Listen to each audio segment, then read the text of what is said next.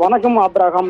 அனைத்து மாற்றுத்திறனாளிகளுக்கும் இலவச வீட்டுமனை பட்டா வழங்க கோரி கிட்டத்தட்ட ஜனவரி 31 மாற்றுத்திறனாளிகள் சார்பில் காலவரையற்ற போராட்டம் நடைபெற்றது மாவட்ட ஆட்சியர்களுக்கு முன்பாக.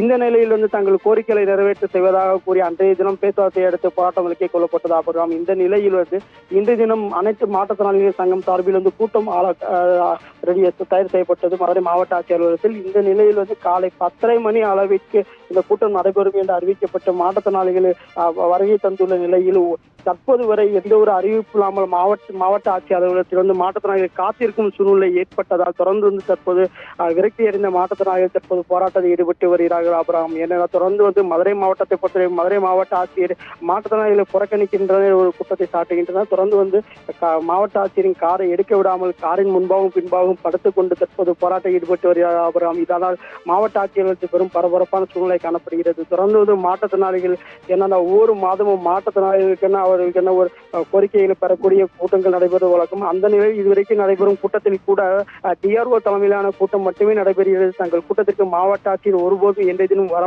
வர மறுக்கிறார் என்ற ஒரு கூட்டத்தையும் சாட்டுகின்றனர் ஆபிரகாம். தொடர்ந்து மாற்றுத்திறனாளிகள் மாவட்ட ஆட்சியரின் காரின் முன்பாகவும் படுத்துக் கொண்டு தற்போது வரை போராட்டம் நடத்தி வருகின்றனர் ஆபிரகாம்.